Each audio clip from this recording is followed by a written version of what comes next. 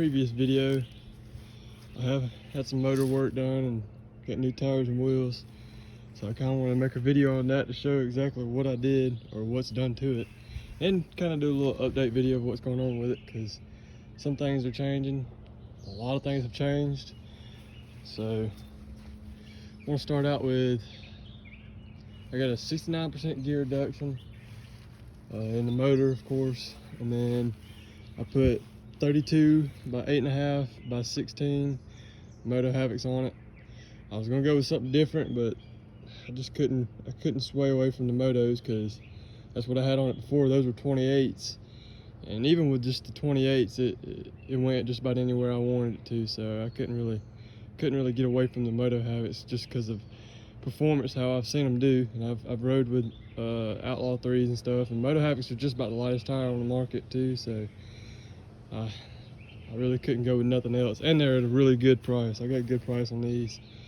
I am running Polaris lug wheels. I think they're 1.25" to, or either 1 inch or 1.25" spacers / adapters. They go from 4x110 to 4x156 right there. Those were the hardest part to find on this whole ordeal, because I did all this within a week. I ordered the tires and wheels. Nobody had the adapters that go from 4x110 to 4x150, or yeah, 156. I could not find them anywhere. I ended up ordering a $200 set off of Amazon. That's the only place you can get them right now, because of all this mess going on.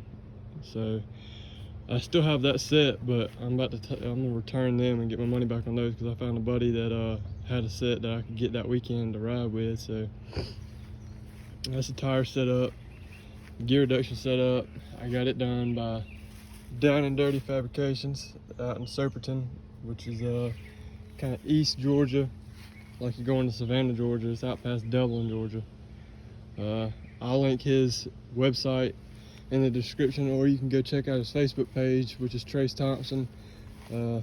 He does great work, and he wasn't too far from me for a drive, so I went and dropped it off before I went to work that weekend, and then I picked it up that very next weekend.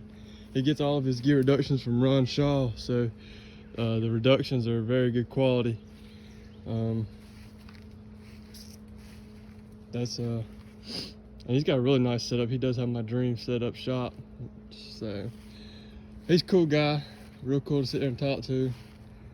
He did amazing work. There's no leaks. He replaced the front output shaft seal, cleaned out the casing. Of course, with a 69%, you got to do grinding on the motor, so the labor is a little bit more expensive to do a 69 versus like a 53 or a 40 or a 35, depending on who you get it from.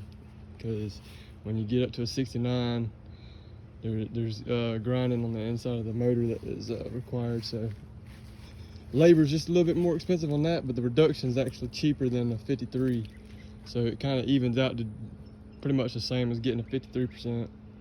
So, and 53s were kind of back ordered at that moment, so I kind of went ahead and pulled the trigger on a 69, because I like to put a 5-inch lift on this thing at some point in time, and then put 35s on it. But this is gonna be my setup for a while right now, because I mean I've got over a 5-gallon bucket of clearance. So, and I've done riding, I've had it done for a week now, so I've done some pretty good riding. I can walk a bunch of holes in 2-wheel drive with pretty much no problem. So I really love how it's set up right now, and I think I'm gonna keep this set up for a good little while. Radiator relocate kit, this trash now. I broke it last weekend. You can't see right there on that this plate where it mounts at, it just broke. So every time I'm riding, it just sits there and just wobbles real bad. And it gets on my nerves, because when you're riding, the two pieces of metal rub together and make a screeching noise. And I really can't stand that. So I have a new radiator gonna be on the way for this here soon. I'll do a video on it, because it's gonna be a little different. So, and then my airbox problem, you know what, I'm gonna save that, because I'm gonna do a 500-mile update. Right now I'm at, let's see,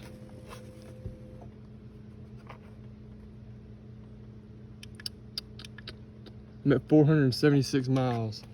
So I'm gonna end up doing a 500 mile update. I may do it just a little bit before 500 miles, just to kind of show everybody what problems I've had out of the four-wheeler, which is slim to none, and kind of just little things that, you know, everybody wants to know or needs to know. I've had this four-wheeler for 7 months now, and I put 476 miles on it, and not easy miles either. It's been some rough miles, so I have no complaints about this four-wheeler. I have no I have no regrets of getting this four-wheeler or doing what I've done to it. Everything that I have as it sits right now, no regrets or anything of that nature. So it's been a killer four-wheeler. I have no problems with it, and it is a beast.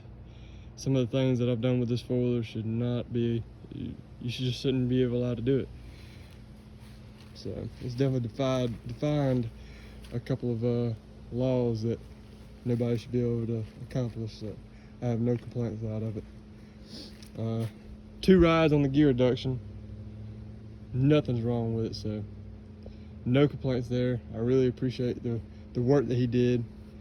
And if you do take a four-wheeler to him, please clean it, because it makes it a lot easier on the person that, you know, you take the four-wheeler to. They got to take the, you know, anything that deals with motor work, you know, before you take it to them, take your plastics off, take your skid plate, take your floorboards off, clean everything out. It really helps somebody out in that kind of position when they're working on your motor, because if you don't and you take it to them all muddy, then it's going to end up costing you more, because they're going to have to take it out there, take it apart, clean it before they can crack the motor on it.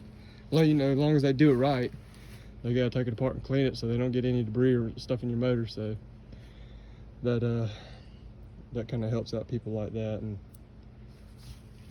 makes their life a little easier, and makes it a faster turnaround for them to get your four-wheeler done and not back out to you. So it's just an all around, it really helps out you and them. So that is one thing that I do suggest, doing anything like that.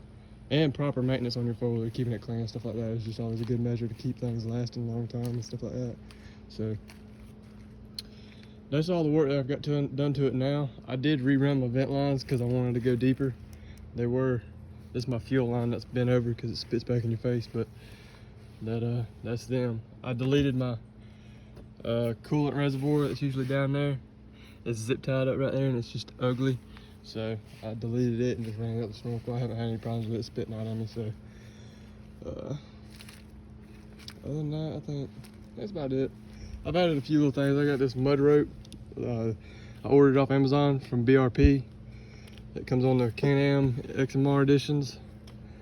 So that's actually been, for a $20 little strap, I've used it way more than what you would think. Then I got the Quad Boss seat.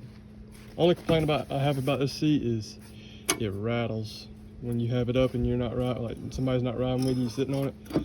The little pins on it right here, they just sit there and rattle in the seat. That's the only thing I don't like about that. But other than that, it's good. Light whip broke, so I'm getting rid of that. If anybody sees this and tries to say anything about it, I didn't put it on there for idling because it idles fine underwater when it's not on there. It's just something that I did to take safety precautions. It's something that I think about, you know, it's better to be proactive instead of reactive. You get out there, sink your four-wheeler when you could have done a simple little measure like that to save it. It helps out when you, I don't know, my buddies, we went riding and their four-wheeler shut off underwater twice and it started right back up just like that. So it's kind of something that, just a small something that, you know, anything that helps with safety precautions when you're riding in water. So I think that's about all the update. But yeah, if you need a gear reduction for any Hondas, 300s, 500s, you know, 450s, whatever, I'll have his website linked in the description. And then if you want to find him on Facebook, then you can just go on Facebook up and look up Trace Thompson. I guess I'll put his name like in words on the screen here in just a second, or right here at this part of the video. I'll just put it in big letters and then you can go on Facebook and look him up. But that's his website. It's Down and Dirty Fabrications. So You can just look that up or just go in the description and click the link. But I think I'm gonna let that be it for this video, because I don't want to get too in depth of, you know, some things that I've got to do or stuff like that. So I'm gonna save that for my 500-mile update on the four-wheeler, about things that's broke or worn or anything like that. So I'm gonna end this video here and let this be it. It's just gonna be a short little update video on the 32's. They measure out to 32.5, but I gotta let some air out of them. I've got some rubbing problem. And oh yeah, for anybody that cares, I'm not running the lift except for on the front.